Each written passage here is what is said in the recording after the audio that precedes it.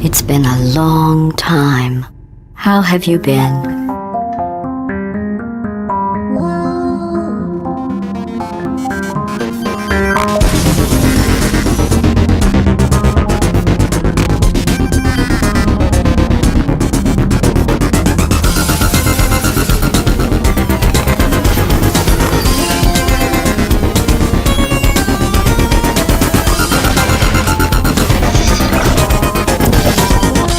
I think we can put our differences behind us. For science. You monster. The original Portal, as part of the Orange Box, introduced us to portal guns, aperture science, GLaDOS, and a unique experience that was hard to forget. The new sequel, Portal 2, has returned what we loved about the original and added so much more that makes this game the closest thing to a perfect game I've ever seen before, and literally has not one single flaw. The story continues with Shell, the girl from the first game trying to escape aperture science again. The story sounds simple and plain, but there is much more to the story than what the first game had, with a lot of interesting background stories on the characters, especially GLaDOS. As you can see, Shell and GLaDOS make a return into the game, along with new characters such as the lovable Wheatley and Cave Johnson.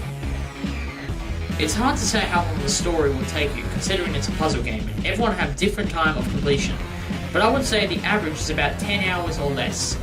But a more reliable time length of this game will be about 3 times longer than the first Portal. The pacing is perfect, except maybe the second act dragged on a little bit.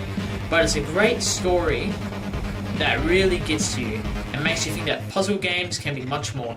The ending is crazy and awesome, but it doesn't have much space for another sequel, pun intended. Everyone who has played Portal 1 would know that the gameplay is the best part of Portal. It was unique and fun. I mean, who doesn't like shooting portals everywhere? Well, the same Portal gameplay is back with many new additions, and I mean many. New to Portal 2 are lasers, light bridges, tunnels, speed gels, jumpy gels, and gels that give you portable surfaces. These new gameplay mechanics work very well with Portal and are spread out throughout the game in just the right places, so it never gets repetitive.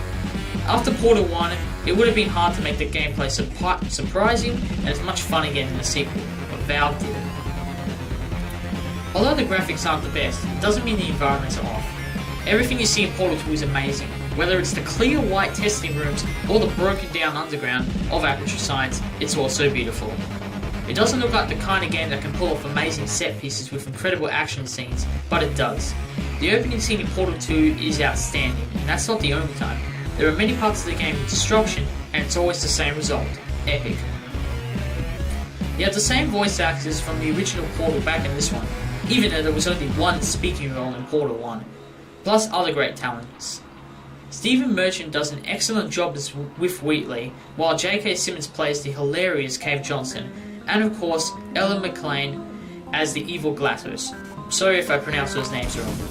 All of these characters have amazing voice actors, along with the game having an awesome soundtrack that is really catchy, somehow. To be honest, there isn't much replay value after the main campaign, and the separate co-op campaign. You have a set of trophies, of course, a lot of story trophies, some trophies that require a little exploration for secret rooms.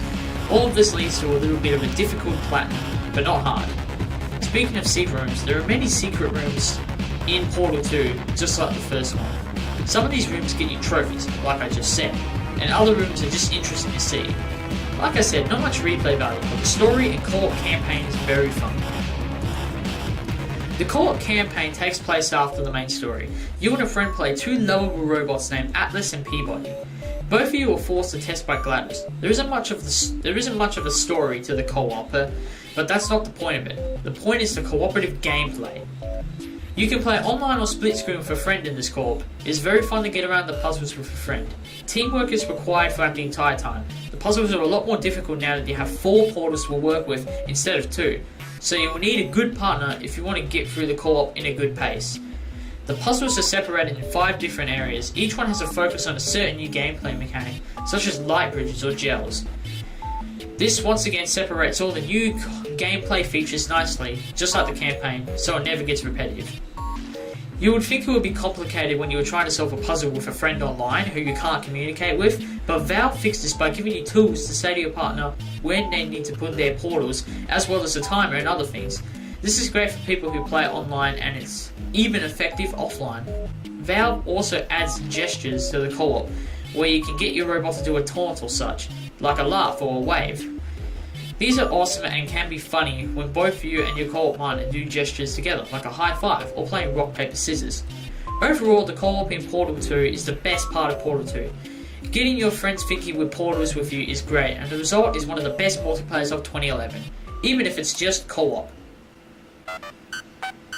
Overall, Portal 2 is one of the best games of 2011. It has so many new features to the franchise, has almost no flaws, and everything Portal does, it does successfully.